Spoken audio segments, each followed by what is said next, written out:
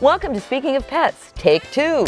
This week, we are revisiting a previous episode. Lots of great information. We wanted you to enjoy it twice. Here's today's episode, created just for you and your pets. Hi, everyone. Welcome to Speaking of Pets. I'm Dr. Alice Novotny-Jeroman, a board-certified veterinary dermatologist, and... I'm Janet Novotny King, the doctor's sister. I am not board certified in anything. I'm a pet owner and lover and rescuer, and I'm here to be Alice's sidekick and to help our listeners understand better how to be the best pet parents they can possibly be. Right. I love that. Our special guest today is Dr. Jonathan Deere, who's a board-certified small animal internal medicine specialist at University of California, Davis. Dr. Deere got his vet degree from University of Georgia. Janet, you'll be happy to hear that. No, Georgia Tech is anti-UGA. Sorry. Okay. Well, then he went to UC Davis to get his, he did his residency and his master's. And his special areas of interest are upper respiratory and urinary and small animal infectious disease. So why are we going to talk about honeybees today with Dr. Deere? Because that's his hobby. He's a hobbyist beekeeper. That's and right. He has developed modules to instruct other veterinarians in apiculture. Apa is the prefix for bee. And he's done this along with collaborators with extension agents from UC Davis and Oregon State University. So today is all about honeybees, how they are so vital to our health of the food we eat and also to our economy. So welcome, Dr. Deere. How did a small animal internal medicine specialist get involved with honeybees? Or is the proper way to say it just bees? Yeah, what's the buzz? Yeah. Honeybees to be specific, because there's lots of different types of bees out there. There's native bees, other pollinators. So honeybees and Apis mellifera is to be extra specific. So those are the European honeybees. Those are the ones that you see in colonies and being used for honey production. So it's an interesting question. I have been a beekeeper for about 15 years, just kind of a hobbyist beekeeper. My husband read a book like maybe 25, 30 years ago called The Shamanic Way of the Bees. And it's about a particular way of beekeeping that is like very much in touch with the bees and nature. And so when he read that, he always wanted to be a beekeeper. And fast forward to, we were married, we had a home now, and it was a good time to try a new hobby. So we did that. So that was my background. We did kind of a co-op thing initially. What probably you don't know, and probably a lot of people don't know, is beekeeping is kind of it's like having a pet. It's kind of an expensive hobby. You have to pay for the bees, you have to pay for the equipment, you have to pay for the suit. If your bees die, you have to buy new ones. And so we did a co-op with our family where we asked everybody to give us, I think, like $50 or $100 to be part of our little bee family. And then when we harvested honey, we would give them honey as their dividends. So that was how we got started a long time ago. And then fast forwarding to why am I doing it as a veterinarian?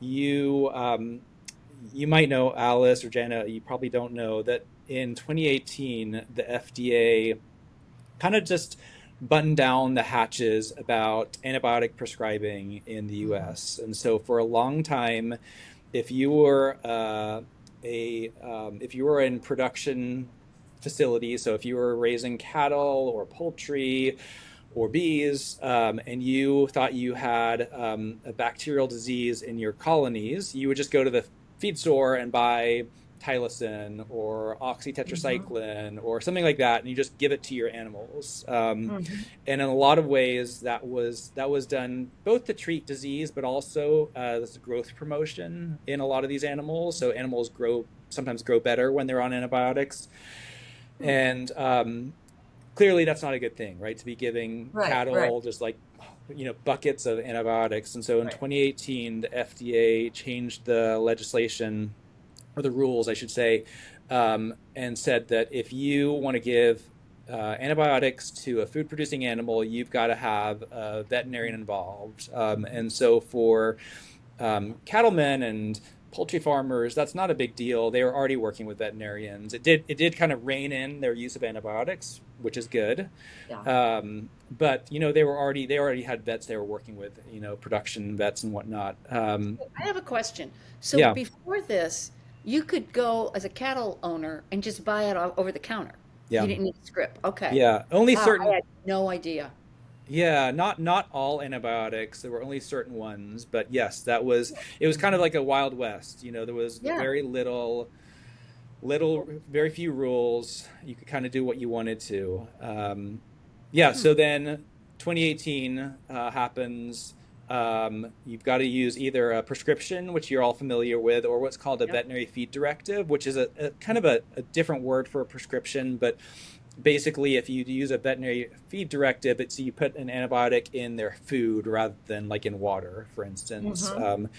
So if you want to do either of those things, you needed a veterinarian. And believe it or not, honeybees are food producing animals. They are Right. insects, but they are food producing animals. We eat their honey, of course. Some people eat royal jelly, which is a product from bees. Propolis is something else that is sometimes used in natural remedies. The bees' wax, of course. So a lot of food gets into our food system via bees, and the challenge is that if you're giving them antibiotics, which was rarely happening, to be honest, but if you do, then that could end up in the honey, in the wax, the propolis, whatever. And so I saw that, and so I should give a background about what kind of internal medicine I do. I do mostly infectious disease here, so I care a lot about antibiotic stewardship, resistant bacteria, prescribing the right drug, and so that happened. And I was just talking to some people who work here at Davis in the entomology section, who do a lot of bee stuff. They focus exclusively on bees. And we just got to talking, saying like, look, this is we're kind of uncomfortable bedfellows all of a sudden. There's beekeepers who are used to doing their own thing, Right. and they have never interacted with veterinarians before. And then veterinarians who are they're used to herd medicine, they're used to production medicine. These are concepts they know about, but they're not trained in beekeeping. They know nothing about bees. They know nothing about the diseases, and so we got together to develop training courses, basically to bring veterinarians up to speed on this sort of thing. It's so fascinating. I was listening to a couple of podcasts about bees and beekeepers. They seem like a real unified group. I mean, I'm sure there's dissension among certain hive people, but they really seem to care about the health of these bees. And like certain people were driving like 500 miles to go pick up some bees instead of having them sent. And I mean, there's a lot to this. Yeah, yeah, yeah. I mean, I think there's kind of like three big types of beekeepers. There's the commercial beekeepers who have like, I forget what the official definition is, but something like over 500 hives, like huge time. They have like, and they come to California in the spring for almond pollination, and they go to, to Texas and Florida for blueberries and melons and whatnot. So that's a big part, and they do a lot. They know a lot about beekeeping. They've done this for a long time.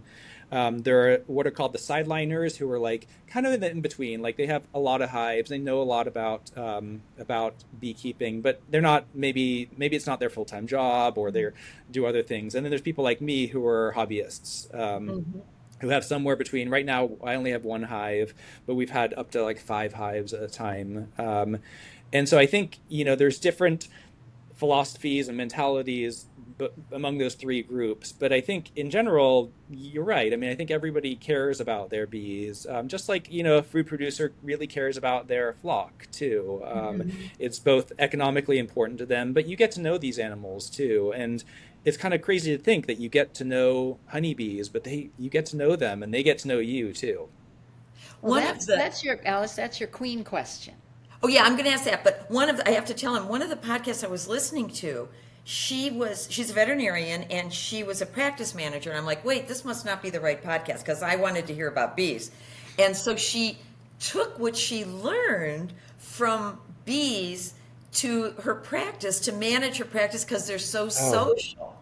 Yeah. And I thought, wow. And then she said, I kind of got burnt out, and I just wanted to take off for a while. So I took 8 months as a sabbatical, and I went all over the world, including Montana, which I thought, that's in the U.S., but okay.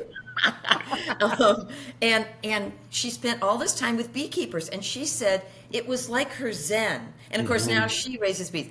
I just think it's kind of like people that work with turtles. They're kind of their own thing, and they're very spiritual with the turtle. And I find it's just amazing to me that bees are like so busy, and that you could find that very kind of but Yeah.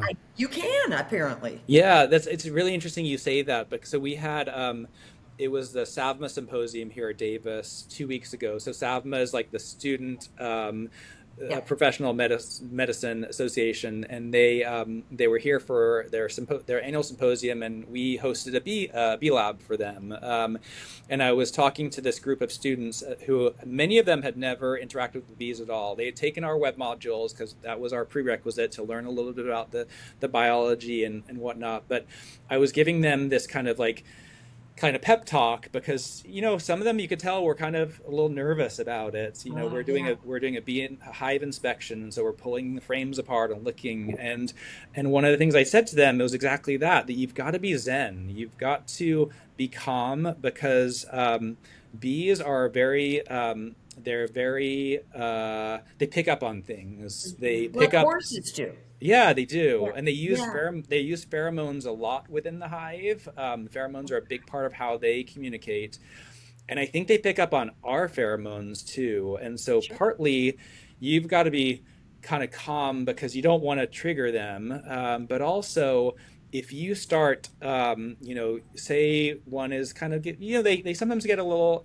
aggro if they're done with you. You've been in the hive for a long time, or it's windy or something like that. And they'll start buzzing you. They'll kind of pop in your face. You have a veil on, but they're warning you, saying leave us alone. And human nature would be to go like that, get them out of the way. You can't do that, because that really pisses them off, and you're going to get stung probably. So what you have to do is kind of breathe in, maybe take a step back, give them a break for a second, and you've got to continue on with your job. But you've got to really work with them, and not let the anxiety that you might feel get to you, because it's going to have a negative impact on the whole interaction. And you wear the white suit every time you check the. Oh, yeah. You do? Yeah, I do. So not the Yeah. white suit always. I always wear a veil. So the veil is, the hat with the kind of hood thing that goes over to protect your face and your neck.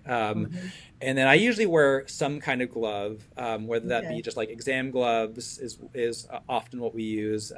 Sometimes as a beginner, I used the thicker, their lambskin or sheepskin gloves. And I think if you're going to be doing a lot, sometimes having the entire suit on is helpful, just because I think you're more likely to aggravate them a little bit, and naturally bees don't want to sting you. That's not their MO. When they sting you, they die, and I think they know that, right? And so stinging is a last resort, but at the same point, they will sting you if you're endangering their hive. And so if you work with a lot of bees, you're probably going to get there with some of the bees. And so if it's just one or two hives, just having a veil is enough, because you might just be in and out, and they don't mind, and they kind of get used to you. But if you're doing a lot, if you're treating them, if you're inspecting every frame, you're probably a little bit more likely to have a bee who wants to see you away, so to speak. And so having the full protection on is more helpful then. Yeah. So there seems to have been a whole resurgence, not just in beekeeping, but in local honeys and the importance of bees. And save the bees. There's these myths going around that you hear both sides, Dr. Deere. Oh, there's not enough honeybees, and oh, there's abundance of honeybees. So what's the scuttle on that? Yeah, I mean that's a great question. I don't know that I have the answer to that. I do think that there is a greater recognition about the importance of pollinators in general in our food supply, and the pollinators play a huge role, whether that be honeybees or native pollinators. That we wouldn't have, we talked about them being food producing animals because of the stuff they produce, but we also need to consider their food producing animals in the fact that like many of the things that we take for granted that we get from a grocery store wouldn't be there or would be in much more limited supply if it wasn't for pollination.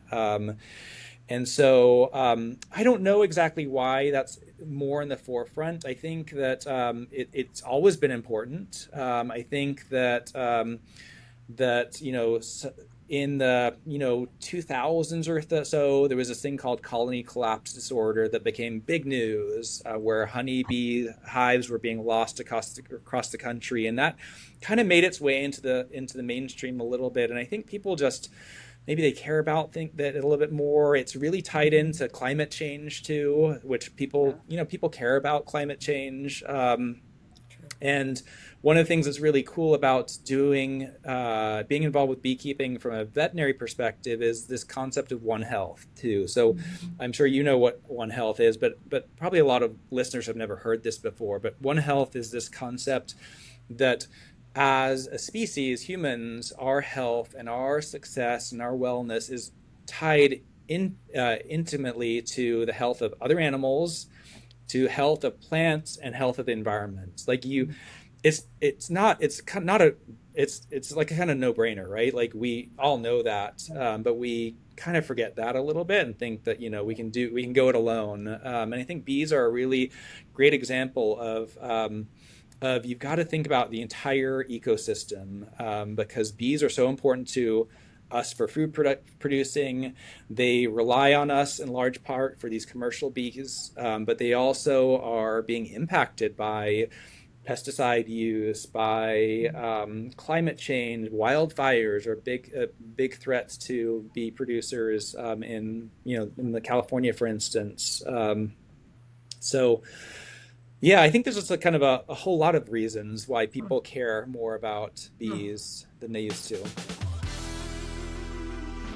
Hi everyone, I'm Larry. Some of you know me as Grandpa Larry, and I run Larry's Animal Safari on YouTube, where we share sweet and educational videos about baby gorillas, zoo animals, and the amazing teams who care for them. If you love animals of all kinds, I'd love to have you join us. You'll meet little ones like Jamila and Kayembe, learn how zoo families grow, and enjoy real moments that bring joy and curiosity to animal lovers everywhere. Just search Larry's Animal Safari on YouTube, or click the link in the show notes. New videos go up weekly, and each one supports awareness for animal care and conservation. Thanks to Speaking of Pets podcast for all they do. Now, let's get back to the show. So how much honey can you expect to yield from one hive? It's a little bit. Are all hives the same size? No, yeah, they're all different. There are some standard sizes. So the standard boxes you see, they come in like medium, deep, and honey super. So those boxes that kind of stack on top of each other. The standard ones are what are called deeps. And if that entire, so there's 10 frames in each box, and they're parallel to each other. So if you were to extract honey from one of those in a full deep box, I think what I recall, so it weighs about 50 or 60 pounds, and most of that is honey. So of course there is some wood and there's wax and everything, but it's about I think when we've extracted a deep, I think we've gotten about maybe 3 to 5 gallons out of one of those. Wow. Enough for the family that you're sharing. Yeah, exactly. Yeah. Well, they're investors, so we had to pay them off. Exactly. Right. We got to give them their dues. Their dues. Yeah. So a lot. And Wow. yeah, that's just from one hive. What's the difference between filtered honey and unfiltered honey? That is, I've seen that unfiltered or raw honey. I guess maybe it's the Isn't person. it all raw? yeah, Because I it's not mean, processed. Mother used to buy raw honey. Remember, I know, but Janet? it's not processed. Do you no, know what I'm it's, saying? Like yeah, you They heat run up it through a filter or fat. something. I mean, I don't I know. don't not, know. yeah, I mean, most people don't. It's like you said, it's raw. It's You just typically take it right raw. off of there, and Mhm. I mean, I okay. guess maybe. So, one of the things about honey is that it's some people think about it for its health benefits, and it's Yeah. you might think about it for its like allergen kind of components. Yep. It can be, kind of desensitize us. So there's a lot of reasons to that's good for you. But then I don't know if either any of you have children, but you may or may not have learned that you can't give honey to children. Yes. In the And first year. yeah, do you know why? No, I Botulism. just knew it was a big no from the pediatrician. Yeah, it's the botulism. Yeah, so Oh, the spores or the Clostridium botulinum, and I don't remember if it's the actual toxin or the organism, but there's yeah. very very low levels in honey. But newborns and infants have are very susceptible to it, and so maybe there is pasteurized honey. That's the only thing I can think about. I've never seen Yeah. pasteurized honey, but that Yeah. maybe that's a thing. But usually it's raw. I have never seen it labeled as filtered. You're right; it often says unfiltered, but at the Yeah, same it point, does. like Yeah. I've never seen filtered. yeah. And So what's Manuka honey? Is that just a different species of bee?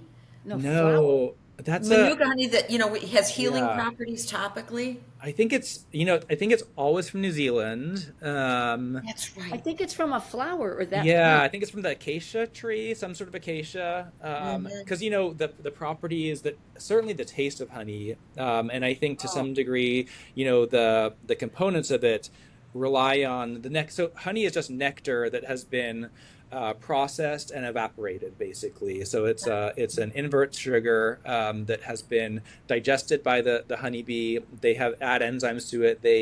This is like kind of the gross thing about it. They regurgitate it back into the cell, Oh. and then they sit and they fan it. So they fan it to evaporate out the water. Huh. But essentially, it's just nectar, and so whatever they were eating is going to be what goes into the honey. Okay. And so I So think whatever those. flower or pollen. Okay. Yeah, so that's why you see like orange blossom honey or wildflower Yes. honey, because it Yes.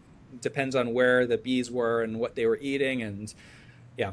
And there's such a taste difference. Janet, Hmm. oh yeah. I've bought different kind of honey, and some of it's real strong, some of it's Yep. light. It's fascinating, really. It That's is. my queen question. So Okay. what's the deal with the queen? I Yeah. mean, you've got What's to with have the the queen, queen? right, for the other bees to stay there, right? And do they Yeah, ever One queen? switch? Like, do they ever move? Like Like, do they you have locate fighting queens or in a no? different they do hive? have fighting queens. Oh, see? Two Queens women are, in the yeah. kitchen. Okay, yeah. So the deal is that so Yeah. in one hive there are three kind of types of bees. So there's going to be the queen that you just asked about, the workers, and the drones. Oh, And so one of the cool things about this is going to go a little bit nerdy. So that's maybe the okay. We love science people I nerdy. are love okay. nerdy. So the bees are what are called haploid diploid organisms. Yes. So humans are diploid. That means we have 23 chromosomes, and we got two copies of it, one from our mom, one from our dad. Female bees are diploid. So similarly, they have one set of chromosomes from the queen, one set of chromosomes from their father. Mhm. Um, but males are haploid. So males are the drones, and they are only I'm not actually sure if they are only 20 only chromosomes from the father or from the mother. I should know that, but anyway, they only have one set of chromosomes. You'll look it up. I know you will. That drives me nuts when He's I not know I going to Yeah, know sleep something and I tonight don't. till he Yeah. looks it up. exactly. Yeah. Go ahead. So the queens and workers are both diploid. The only thing that separates them is what they're fed. So when a queen lays an egg, these tiny, tiny little eggs. You can see them with your bare eye, but they're tiny. For the first couple of days, I think it's like 2 to 3 days, all eggs are fed royal jelly. So that's a really nutrient rich, has lots of probably growth promoters, other things that help the egg to germinate and to form into a larvae. So the thing that differentiates a worker from a queen is a queen gets fed royal jelly her entire larvaehood, whatever that's called, until she pupates, whereas workers, they have it for the first couple days, and then they're just fed honey and pollen and whatever else they need. And it's something about, it must be something epigenetic about it, that something about getting fed royal jelly allows her to develop in a very different way from a worker bee. So if you ever see a picture of a queen versus a worker, they look very different. Queens have an elongated body. They're a little bit more they're kind of skinnier, elongated body. Sometimes they have less stripes on them. And they are they're going to be in charge of reproduction, and they kind of maintain the hive, so to speak. Okay, so those are the two. Drones are haploid, and so if a queen wants to lay drones, she lays eggs that are unfertilized. And so I just answered my own question. So they're just ova that are unfertilized. Okay. So what happens is a queen is, so say the queen died for some reason, and that may be just because of old age, or something happens to her. You're inspecting it and you squished her, or she dropped out of the hive.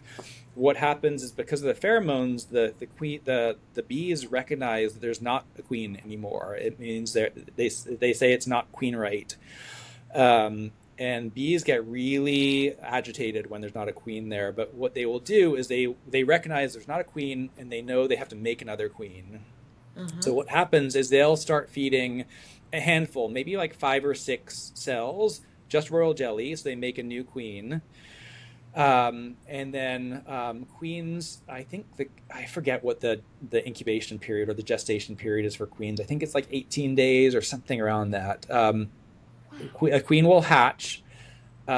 She knows that she wants to be the only queen. There's only ever one queen in a hive, or there should only be one queen in a hive. So what happens is like a fight to the death then she will go and find any other queens that are either hatched or queen cells and go and kill them all. So they are, it is pretty vicious. Okay, how do they kill them? They sting them. Yeah, so queens are the only bees that can sting multiple times without eviscerating themselves. Yeah. It's like the queen consort. Yeah. It's like a Twilight Zone or something. I mean, It is. who ever found all this out? This is just fascinating. Yeah, it is really wild. It's a whole different little ecosystem that's happening in there. So anyway, she's now the queen. Yeah. She has all the workers. There are workers who are going to take care of her. But so the thing about the queen that people don't realize, everyone thinks like, oh, being a queen, that must be great, right? You have people doting on you, people feeding you. That is all true. What they don't know is the queen only leaves the hive once ever, with one exception. So once in general is the only time she's going to leave the hive, and that's when she goes to mate with drones. And so I talked to you about drones already. So drones are going to be produced by all other hives too. And there's this area in the atmosphere called the drone zone, which is, I think, about like a mile up or something, where there's lots of drones. Oh my The queen God. goes up there. Like a brothel. Exactly, it is. A mile up. Wow. Mile up. The wildest thing is, so the queen goes up there, she mates with multiple drones. After the drone mates with her, they die. I think they're something to do with their reproductive organs are like pulled out from inside their body or something horrendous like that. All the men are going like this.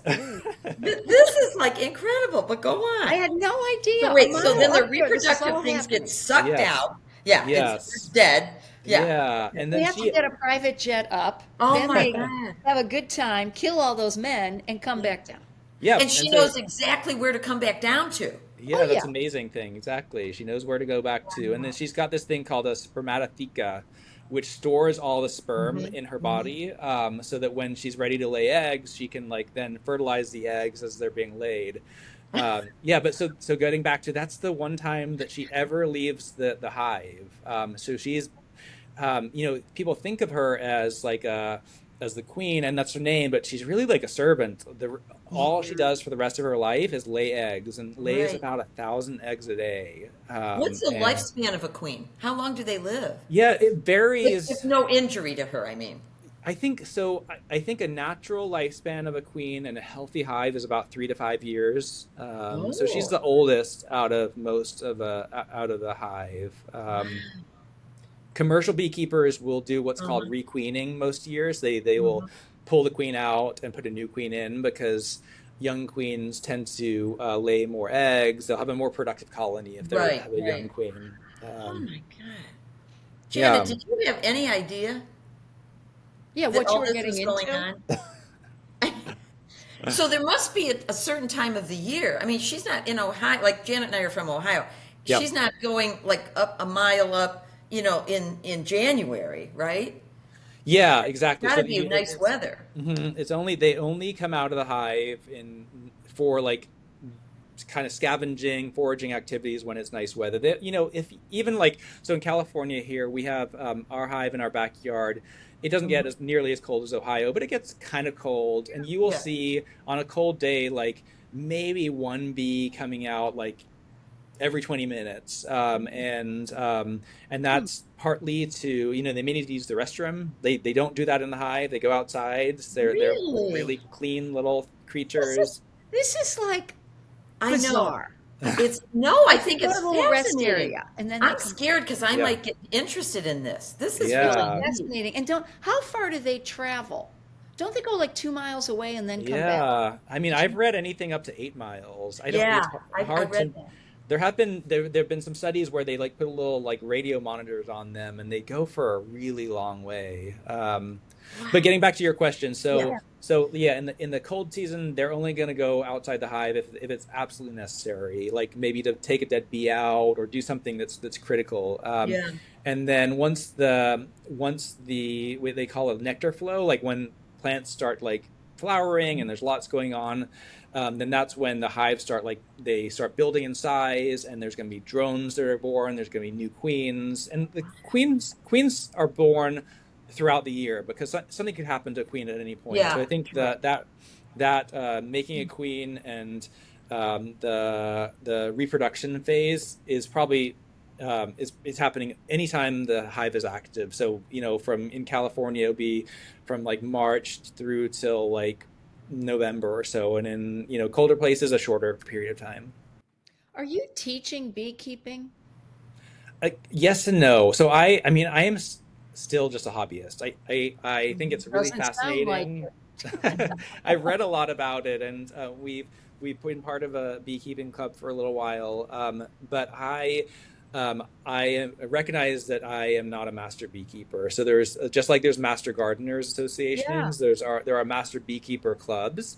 So we have one in California, and that's the people I work with are the people who teach the master beekeeping. So what my role has been, and what I see my role as doing, is trying to get veterinarians interested in it. And so what that looks like is that we do a discussion in the second year of the curriculum here with our population health block. So they're learning about like epidemiology and herd health, and then we do this pollinator health session with them to kind of introduce them to the concept that like, hey, maybe you'd consider dealing with bees. I think in the U.S. It'd be unlikely that being a beekeeping vet or a bee vet would be your 100% your job. Yeah. But if you live in a place like Montana or Florida or Texas or California, there's a lot of bees here, and you could maybe have a side business. Or if you do, food animal practice, you're going to be in an area where there's bees already, and you can just help out as needed. My role is to try try to get vets interested in doing it. And then there's actually some really great organizations. The Honeybee Vet Consortium is one of them that has resources about beekeeping for veterinarians, and they are way more knowledgeable and skilled than I am. You know, So, okay, are you and your husband, and now, be honest, is it 50-50, the workload with these bees? oh, the bee thing. No, no, not at all. He actually he's the big time beekeeper. I'm just Oh, riding on his coattails. Yeah. He's done a lot more work. I I really enjoy it, and I like this part where I can mesh vet med with it. Yes. At the same point, I work in a teaching hospital here. I'm an internist. I deal with dogs and cats all day long. I'm not at home. He works from home, and so he sees the bees. He works with them a lot more. So it's gone up and down over our beekeeping career, but yeah, he definitely is he wears the bee suit in the relationship. Right. I have to ask you about the virus and the mite that transmits it. Is it true that it's just a matter of time before everyone's affected as far as the bees? Yeah, Or is there a way you could Wait. prevent First of all, what are you talking about? What mites? sure. Okay. I can I'll let explain a Dr. little bit. So, there are probably the biggest health threat that is a disease health threat to bees right now is a mite called Varroa destructor. So this is a mite. It's pretty small, but you can see it with your bare eyes. I was going to ask you, so you can see that mite. Okay. Yeah, God, the bee is so small. The mite must be really small. they are. I mean, they're about the size of probably the tip of this pen. Like a tick. Yeah. And what happens is, so they, when just before a larva pupates, so like they're this like larvae-looking thing, and as they're about to pupate, they get capped over with wax, and these varroa go into them. They latch on to the bees, and they like kind of suck out, whatever might suck out of you. I think it's called hemolymph in insects.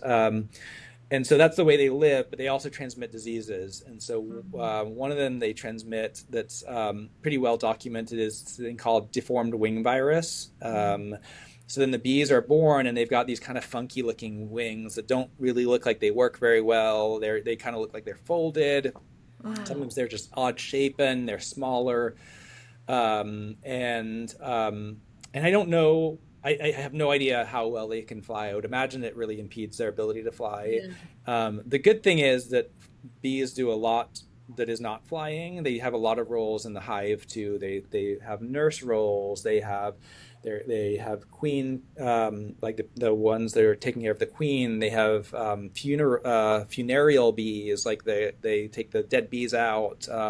They have guard bees who try to sting you if you get in them. And then the last role they have typically before they die is a scavenger. So that's when they go out or forager is what they call it. That's when they go find honey, pollen, etc. Nectar and pollen. So getting back to your question, is it going to affect all bees? I think the hope is no, because Varroa has been around in the U.S. for, I think, about 20-ish years or so, maybe a little bit more than that. And it's still a big problem. But we're learning more about it, learning about better ways to treat it, better ways to breed what are called hygienic bees, which are bees who are better about getting rid of them. And there's actually vaccines that are being produced too.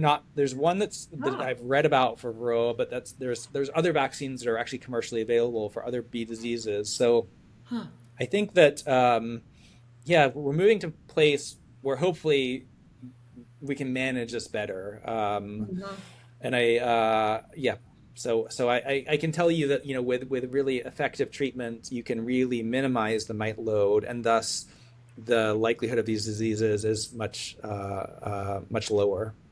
So if your hive gets this thing, Me, it might, yeah. how do you? There's nothing to get rid of it. There's no treatment. There is treatment. Yeah, there are treatments that are approved by, I think it's the USDA that approves miticides. Wow. So there's a whole lot of things. There's some pretty natural things. So Thymol is one product, which is like Oh, a product from thyme. It's really, really concentrated. There's a thing called Hop Guard also, which is a product derived from hop. So a lot of these things are in the wild already, in nature, I should say, and have insecticidal properties. And then there's other things like that are also natural but are more chemically derived now, called formic acid and oxalic acid. So these, again, they're things that you treat the hive with to try to try to kill the mites. The problem is they're insecticides, right? And so you're trying to keep them at a level that are going to kill the mites but not kill the bees. right. And Wow. it's a delicate balance of of maintaining that, so that you don't, in particular, if you try not to kill the queen. That's a devastating loss, to kill the queen, and that does happen with some of these treatments. And Well, they probably, this, and Food and Drug Administration probably doesn't want the insecticides in the honey either. Yeah, exactly. So, and I don't think as a consumer, you wouldn't want them. I mean, you would be able to, like, it if you put Thymol on a hive while they're storing honey, it's gonna Oh, not taste very good. true, true. wow. Um, I think some of those products are actually naturally in the hive already, and so maybe less of a Mhm, concern. Like oxalic acid, I've read about, mhm. is a naturally occurring compound, and so it might already be there. But certainly like hops or thyme, like that may not be your cup of tea to have honey that tastes like that. Yeah, yeah, exactly. This has been fascinating, Alice. We got to wrap it up. I think I'd love to have our listeners I learn don't more mean to about how sit to here get with my mouth started. open like, wow, but there's so much, There is. and to think of their society that they have. Yeah. Like Dr. Deere was saying about, they have like the funeral people and I mean, who knew? The hunters, the gatherers, the The queen queen. people. Yeah, Must be, yeah. There must It's is be like a a mini lot. wonderful. series. The other cool thing about them is that they're all individual creatures, but a lot of times people refer to the hive like as a superorganism. Like the hive itself is the organism rather than like individual. And you can see that in the way they behave, like this kind of selflessness of like stinging, the intruder to defend the hive. And they kind of have this group think, in terms of the way they operate. They share food, they bring each other up. It is really fascinating, and they're a really cool species to work with. And no poop or pee in the hive. No, exactly. They're like cats. They're That's right. fastidious. Thank you so. This has been so I informative. know. We have to ask you our guest question though, Okay. Oh, and I okay. should say, what is your pet, human, or bee peeve? What is my pet Pet peeve? I or mean, so human? It could be about a human. uh hmm. I'm gonna go back to the bees, because I got asked this question, like, when I was talking to students recently, like, what is the biggest misnomer about bees? Yes. And I think it's a pet peeve also, because it gives bees a bad name. But people often say like, "Oh, I don't like bees. They're really aggressive," and that's just not true. Bees are not. They're not aggressive at all.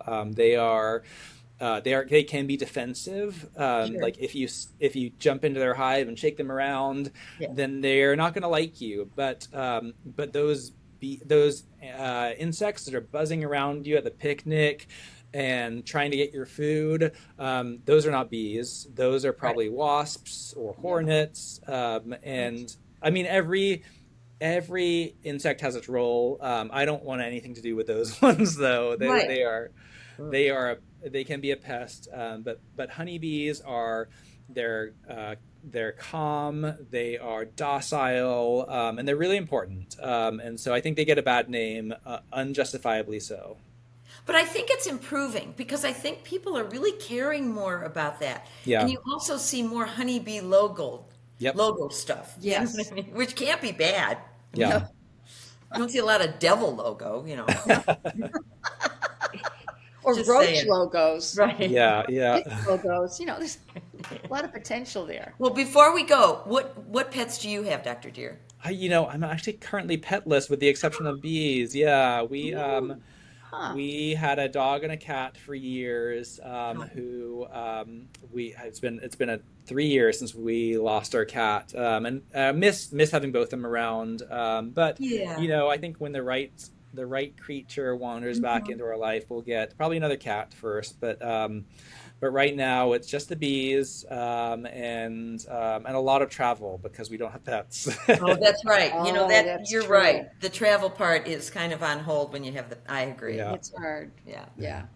Well, thank you so much. This has is been amazing. just fabulous. I have to thank Dr. Carl Jandry for getting me in touch with you. And that could be a good thing for you. That could be a bad thing for you. No, But it's Dr. great. Jandry Yeah. just was raving about you. He says, you've got to talk to Dr. Deer about bees. So this was wonderful. Thank you so much. Yeah, my pleasure. It was really nice talking to you and meeting you both too. Appreciate it. Janet, Thank do you want to wrap it up? Yeah, let's wrap it up. Thank you so much for joining us. And we appreciate our listeners. If you have any questions, be sure to email us. Have a great day and enjoy some really good honey. You'll appreciate it a little more, right? Yeah. That's right. Thanks, sounds great. everyone. Thanks, Bye-bye. everybody. Hey, thanks for watching. And listening. We like likes. Don't forget to like, share, and subscribe. You can follow us on social media at Speaking of Pets. And give your pets a big kiss from the Novotny sisters. The Speaking of Pets podcast is an SLA video production.